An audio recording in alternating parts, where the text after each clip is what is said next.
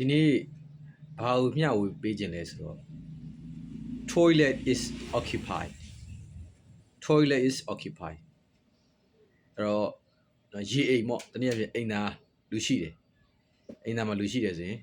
toilet is occupied O C C U P I E D occupied toilet is occupied လူရှိတယ်အိမ်သားထဲမှာလူရှိတယ်ရေအိမ်ထဲမှာလူရှိတယ် toilet is occupied နောက်တစ်ခုကကျတော့ရှင်းတယ်လူမရှိဘူးဆိုရင် vacant VACANT vacant